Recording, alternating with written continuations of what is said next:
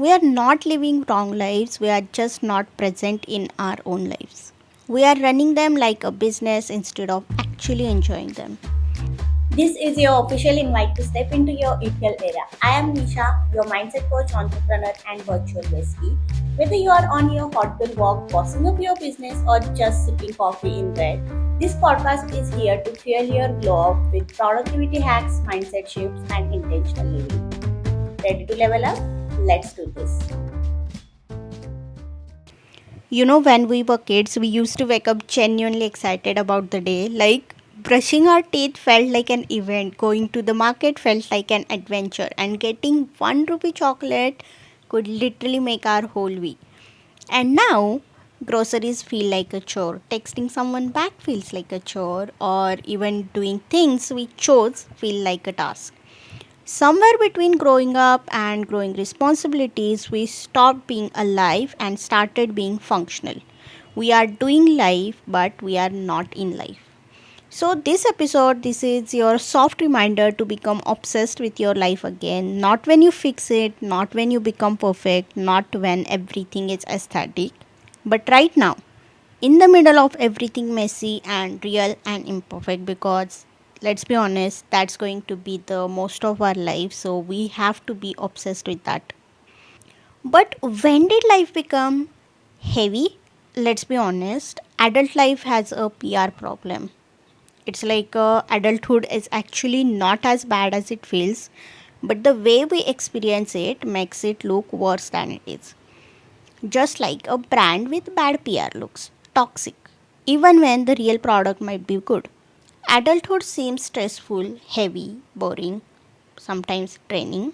But the actual problem isn't adulthood itself, it's how we are living it, how we are perceiving it, how we are approaching it, how disconnected we are from emotional joy, how everything becomes a task instead of an experience. So basically, adult life is not the villain, the way we are doing it is. And that's the whole meaning. We are not living wrong lives, we are just not present in our own lives. We are running them like a business instead of actually enjoying them. And nobody tells you that even the tiniest things will feel draining, like replying to messages, folding laundry. I hate that. Like, even it drains me literally. Stepping out for groceries, booking appointments, even cooking the food you want to eat. And it's not because you are lazy, it's because your brain has switched into constant alert mode.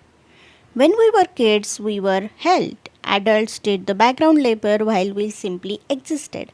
We could fully enjoy the front end of the life, the fun parts, and now we are the one managing the back end and the front end. Of course, everything feels heavy, and when you were going out with your parents or grandparents, you didn't think about planning, grocery list, money, time, safety, logistics. You were just there, you just lived. And that version of you, the one who laughed while holding 1 rupee chocolate like it was a treasure, she still exists. She's just buried under the expectations and autopilot. You are drained because your life is only functional and not emotional. Most of us have slipped into the survival mode disguised as the productivity.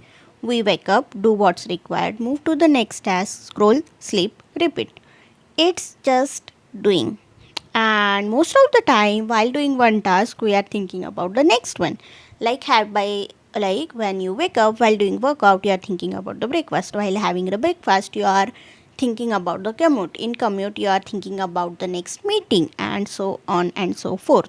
So it's just doing mindlessly, not living. And when life becomes a checklist, your soul gets bored. Like, you are not meant to live like that. You are meant to feel wonder, excitement, softness, curiosity, joy, even intention, pleasure, and most importantly, gratitude. But instead, your day is filled with deadliness, errands, expectations, routines, pressure, noise, and social media. Of course, your nervous system is tired, it's literally fried. Of course, grocery run feels overwhelming after the full day of work. You are not drained because you are incapable, you are drained because you keep skipping the emotional part of the living. the part that your inner child loved. So, romanticizing is not a delusion, it's regulation. People make fun of romanticize your life like it's some silly aesthetic Tumblr thing.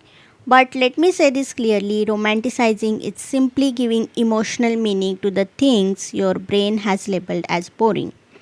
It's regulation, it's nervous system softness, it's making life livable. And your brain loves meaning, it craves it. So instead of I have to go buy groceries, try I'm going to take myself out for a mini solo date, fresh air, some music, maybe get myself a treat. Instead of saying I have to organize my room, try I'm resetting my space to treat the future me. And once I organize the room, I can light some candle, play some music, and do face mask, sheet mask, whatever. And trust me, this is not delusion. This is how you trick your adult brain back into childlike safety, and it's important. You don't have to do everything so seriously all the time, like go, go, go, go. No, you can just slow down and enjoy the task in hand. And the most important thing I've learned in my adult life is delegation is power. Romanticizing is peace. So let me be honest, not everything needs to be romanticized. Some things need to be delegated. Like think about it. Sometimes you can't even think or come up with the idea for some task to romanticize because you just cleanly hate it. You don't want to do it, so don't force yourself to do it. So sometimes you can delegate. So you can ask yourself, can I outsource this? Can someone else help? Can this be simplified? Can I automate it? Is this even necessary? Like, come on. Is this even necessary? If not, just leave it. But if you can't delegate, and some things you really can't, then you need to make it feel less draining. And while delegating, I'm not saying you have to hire someone, but if you have a partner, you can just distribute that task and you can just request him or her that, hey, listen, I can do, suppose you don't like dishes. You can say, hey, I can do laundry, but I cannot do dishes. I can cook, but I cannot do dishes. You have to do it. So you can have some distribution like that and just make it work like that. But if you really can't delegate, you need to make it feel less draining. And how? By adding music, scent, light, comfort, small rituals, softness, rewards, intention, anything. If you can't do anything, stick to the reward. If I do this, I will get that. This is the simplest thing, and your brain can work like that. I know because I do that. Like, suppose if I clean room, I can bake a cookie, like single serving cookie. I love that. I bake my cookie and I eat that once I clean my room every Sunday, almost every Sunday. And I love that ritual because I love baking and it just makes everything so much fun. Like imagine you are doing a laundry but the room smells so good. Your playlist is on and you have a cold drink next to you. On Sunday when I'm cleaning my room, I literally have the best playlist. I have a cocktail or iced coffee in my hand. So while sipping that, I clean entire home and I don't even feel a thing. I don't even get bored. Sometimes I even play Netflix.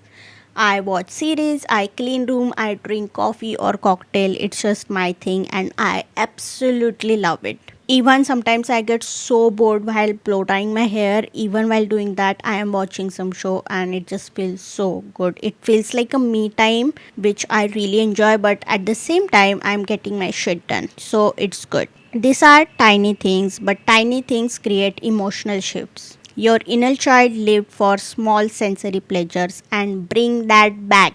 No matter how, just dig something, find something, but bring that back. All these sensory pleasures, the smell, the candle, the taste, hearing music, then whatever you can do, just find the things that makes you happy. Even you can do some journalings like as a kid what made you happy, and you can bring back those little memories back into your daily life as well. Start treating your life like a movie again. Think about a movie. The main character does the same mundane things you do: walk to work, clean their apartment, make coffee, go grocery shopping. But the reason it looks magical on screen is because the director adds music, warmth, angle, attention, intention, color grade, maybe the set, they make set aesthetics. Now that I run a production house, I know that there is so much thought that goes into the set. Set meaning your own home, your own space where you are working, where you are doing your laundry, where you are, suppose if you work from home or even if you work from office, how you are organizing your desk. Even that matters because you are the director of your own life. You just forgot you had the role. You are the director, you are the actor. So the trick is not to upgrade your life in a huge dramatic way, it's to bring back the small things that make normal life feel warm again, aesthetic again. And think about your favorite show, it could be anything, and list down all the things that made you like the show. Sometimes you have the comfort show, suppose it's the Friends. So most of the girls, I talked with my friends, I spoke with my friends, and most of them like that show because of the coffee house and Monica's home.